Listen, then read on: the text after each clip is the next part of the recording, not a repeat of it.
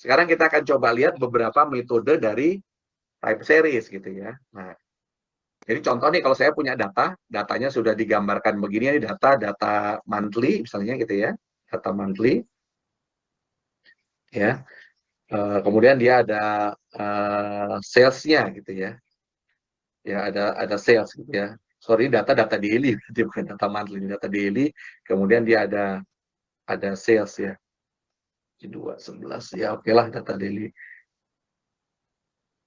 Oh, datanya monthly betul ya. Oke, datanya monthly. Kemudian apa namanya? Yang warna biru ini adalah actualnya. Kemudian kita mau forecast. Forecast ini adalah yang warna kuning ya. Jadi sebetulnya kalau disambungin garisnya nanti dari sini ini bisa kita sambungkan garis ke sini gitu ya. Tapi intinya adalah ini data actualnya, yang kuning adalah yang orange adalah data forecastnya ya. Nah ini kita akan coba lihat ada beberapa apa namanya algoritma ya dari yang sederhana sampai yang quite kompleks untuk akhirnya apa namanya kita bisa lakukan forecast ya.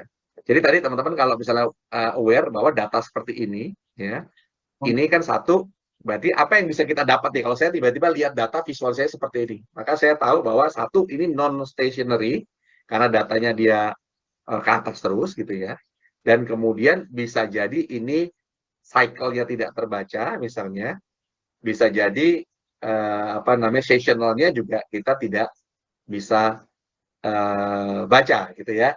Cuman yang kita lihat dari data ini apa sih yang terbaca bahwa kalau data habis naik pasti dia turun gitu ya. Habis naik pasti dia turun. Jadi di sini misalnya kecuali yang di apa namanya, jadi di sini ada dia naik, dia turun, dia naik lagi, dan dia naik 2 kali ya. Sisanya dia kalau naik pasti turun, turun naik. Jadi kalau naik dia pasti turun, tapi misalnya kalau turun misalnya bisa aja dia naik lagi misalnya gitu ya. Nah, tapi secara umum kita nggak usah pedulikan itu karena kalau data ini kita lihat cuma oke data ini bisa kita dapat trennya adalah trennya naik dan kemudian dia adalah non stationary. Jadi itu aja yang sudah kita apa namanya keep apa namanya di kepala kita gitu ya. Nah, oke, tapi sekarang kita nggak belajar itu ya dulu. Kita akan coba lihat bagaimana algoritma-algoritma mencoba memforecast gitu ya dari data gitu ya. Jadi oke. Jadi kita mulai dulu dari yang sederhana banget ya. Ada namanya naive approach gitu ya. Naive approach itu gimana sih gitu ya? Jadi naive approach itu teknik dia forecasting, tapi caranya dia memforecast dia hanya melihat data terakhir. Ya, jadi contoh nih, yang apa namanya, yang biru ini actualnya, yang hijau adalah forecastnya, sementara yang apa namanya kuning ini adalah actualnya gitu ya, actualnya ya. Tapi yang ini akan kita pakai testing. Jadi akurasi, misalnya kita bandingkan antara data actual yang testing yang kuning ini dengan yang apa namanya hijau ya kan gitu ya. Nah, contoh nih dia naif. Naif itu gimana cara kerja dia? Cara kerja dia kalau saya punya data seperti ini, kemudian saya disuruh memforecast beberapa hari ke depan ya atau ya kan itu cara si naif itu dia hanya melihat data terakhir. Data terakhirnya angkanya berapa? Jadi kalau angka terakhirnya sekian, forecast berikutnya ya itu kemudian saya akan pakai data yang sama gitu ya. Nah, nanti kalau datanya itu dia ternyata actualnya berubah misalnya di sini gitu ya, maka saya akan tebak hari besoknya itu datanya adalah di sini, jadi di sebelah sini. Begitu seterusnya ya. Sehingga kalau kita menggunakan naif ya dan kemudian kita pakai jangka yang panjang gitu ya, artinya data ini kan belum keluar gitu ya, kita cuma ambil data 3 hari pakai naif approach, maka most likely dia akan garis seperti ini gitu ya. Karena data terakhirnya ya lurus gitu ya, segitu-segitu aja. Ini adalah teknik knife approach ya. Jadi knife approach itu adalah satu teknik yang dia memfokus based on data terakhir. Next kemudian berkembang lagi ada yang caranya pakai namanya auto regresif. Jadi dia regresif mundur ke belakang. Jadi dia pakai teknik regresif tapi mundur ke belakang. Misalnya mundurnya hanya 3 titik atau mundurnya 10 titik ya, 11 titik dan seterusnya ya. Ini apa namanya disebut sebagai auto regresif ya. Next, ada lagi yang tekniknya adalah moving average. Jadi contohnya, kalau saya tebak data di sini, saya pakai moving average misalnya 3 gitu ya, maka data di sini sebetulnya adalah rata-rata dari data sekian terakhir gitu ya. Kalau saya pakai moving average 7 adalah 7 titik terakhir. Kita rata-rata, kita jadikan forecast berikutnya. Itu moving average gitu ya. Nah, kemudian ada yang akhirnya menggabungkan gitu ya, autoregresif dengan moving average namanya jadi ARMA gitu ya. Namanya jadi ARMA gitu ya. Jadi autoregresif moving average kita gabungkan konsepnya Nah, kemudian keluarlah forecast-nya, namanya ARMA gitu ya. Next, autoregressive dan moving average ya, kemudian ditambahkan satu fitur namanya integrated. Jadi integrated adalah satu fitur sebetulnya yang bisa membuat data non stationary gitu ya menjadi seakan-akan stationary gitu ya. Artinya dia harus diintegrated berapa level gitu ya. Maka namanya menjadi ARIMA. Nah, ARIMA ini adalah algoritma yang dulu paling umum dipakai untuk apa namanya melakukan forecasting gitu ya dulu gitu ya, ARIMA ya yang banyak dipakai ya. Dan apa namanya ARIMA ini sekarang juga akhirnya sudah berkembang ya. Nah, ARIMA dia punya kelemahan seasonality-nya tidak bisa terbaca dengan baik ya. Karena itu kemudian algoritma dikembangkan lagi namanya jadi SARIMA ya. Jadi ARIMA tapi ada seasonal-nya gitu ya. Jadi seasonal ARIMA atau disebut sebagai SARIMA gitu ya. Jadi algoritma berkembang lagi gitu ya, jadi SARIMA gitu ya. Ya. Nah, di samping itu ada juga algoritma yang auto ARIMA. Kenapa? Karena ARIMA itu kan bisa di setel-setel. Karena tadi contoh misalnya auto regresifnya mundur berapa dia bisa di setel gitu ya. Moving average-nya itu moving average dari berapa titik terakhir itu juga bisa di setel ya. Integrated-nya dia integrated 1 2 3 tidak untuk membuat stationery-nya gitu misalnya itu juga bisa di setel. Nah, kemudian keluarlah algoritma auto SARIMA di mana akhirnya setting-settingnya atau parameternya dia menjadi otomatis ya. Itu yang namanya auto ARIMA dan seterusnya ya.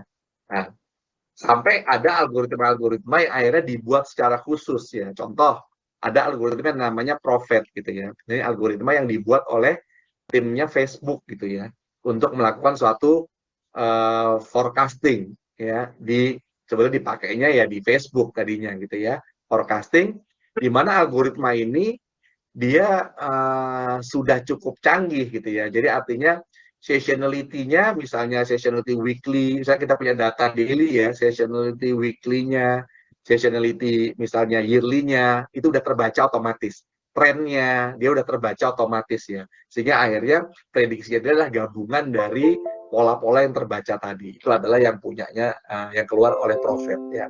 Dan kebetulan Prophet juga digunakan untuk memperbaiki speed ya dari forecasting yang lain gitu ya. Sehingga Prophet ini dia punya keunggulan kalau saya forecast misalnya 10 hari ke depan sama 1000 hari ke depan speednya hampir sama gitu ya.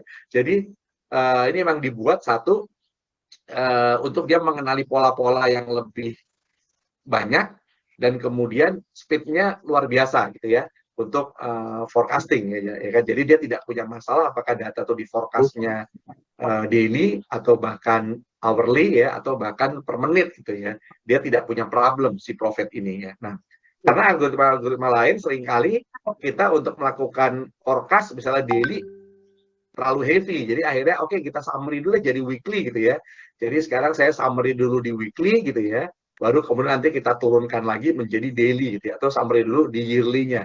Nah, Prophet tidak perlu melakukan seperti itu. Ya, ini akhirnya algoritma yang akhirnya termasuk yang cukup modern dan disenangi banyak orang saat ini. Nah, Prophet berkembang nggak? Berkembang, karena setelah itu Prophet ada lagi namanya neural Prophet. Jadi Prophetnya kemudian ditambahkan kemampuan neural net gitu ya. Jadi supaya bisa mengimprove ya profitnya ya. Nah, ada algoritma lain? Ada algoritma lain seperti channel apa algoritma yang baru itu akhirnya dia berkembang terus menerus ya. Jadi profit sebenarnya bukan algoritma yang the latest gitu ya. Cuman ini adalah algoritma yang cukup modern yang akhirnya paling banyak disukai orang karena kemudahan dan speednya gitu ya. Nah, nanti kita coba akan belajar yang menggunakan apa namanya Python adalah kita pilihnya adalah Prophet ya. Oke, next ada algoritma lain yang kita sudah belajar namanya XGBoost ya.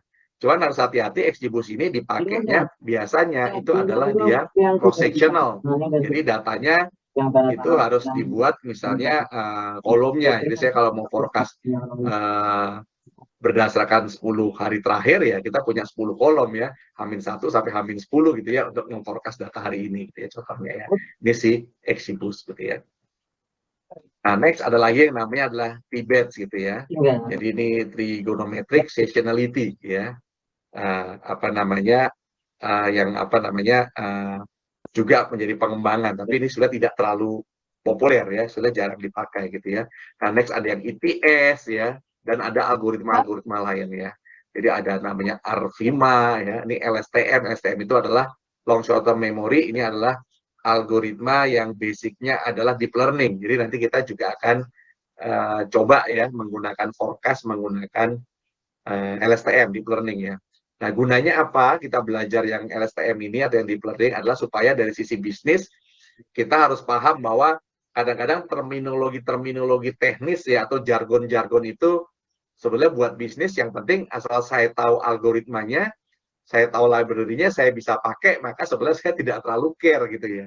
Apa namanya? Apakah teknologinya itu mau berdasarkan deep learning atau non deep learning gitu ya. Jadi itu yang apa namanya kita perlu pelajari ya. Intinya buat kita kalau arahnya bisnis adalah yang penting saya tahu algoritmanya, jadi saya cukup paham algoritmanya walaupun tidak tahu secara persis, tapi gambar algoritmanya saya paham, kemudian saya tahu library apa yang dipakai, ya kan, data apa yang harus dimasukkan gitu ya, bagaimana settingnya, buat kita sudah cukup gitu ya. Nah, dan seterusnya ada algoritma-algoritma yang lain ya. Nah, jadi untuk case ini mungkin kita akan belajar adalah yang Prophet dan LSTM gitu ya. Jadi algoritma yang satu sebenarnya arahnya kita pakai Prophet, tapi apa namanya LSTM-nya hanya sekedar supaya kita juga pernah mencoba yang apa namanya deep learning gitu ya. Baik, nah jadi kalau tadi kita tahu bahwa algoritmanya banyak gitu ya, dan kemudian apa namanya istilah-istilahnya juga kita tadi sudah mulai tahu ya, ada tren ya, kemudian ada seasonality ya, dan seterusnya gitu ya. Nah, maka kita juga harus paham adalah bagaimana akhirnya sebenarnya cara algoritma itu bekerja ya, atau kita sebut sebagai time series decompose sinyal methods ya, jadi supaya teman-teman paham ya. Jadi contoh nih, ini tergantung algoritmanya ya, tapi contoh ya, saya punya sinyal, sinyal itu adalah data actual kita, anggap aja gitu ya, saya punya sinyal ya. Kemudian karena saya tahu tadi, oke, di sinyal ini, maka saya bisa buang trennya, ya kan? Saya bisa buang trennya, ya. Maka akhirnya data sinyal tersebut setelah trennya di remove, datanya akan seperti ini, ya. Ini kalau data sinyal kan trennya lurus ya, berarti mungkin trennya dibuang bentuknya sama, misalnya gitu ya, contohnya. Nah, atau data yang di sini sama nih, dia apa namanya, datanya juga lurus, setelah trennya dibuang ya dia hampir lurus juga misalnya gitu ya. Tapi ini hanya sampel ya, dia sampel. Jadi dia trennya dibuang, kemudian seasonality-nya ya itu juga di apa namanya di setting. Jadi session 1, session 2 itu maksudnya adalah supaya membuat apa namanya pola-pola seasonality-nya kita buang gitu ya contohnya. Nah, jadi kalau saya bisa mendekompos satu trennya saya bisa dapat, seasonality-nya saya bisa dapat, maka kemudian yang saya forecast itu adalah sisanya kan gitu ya.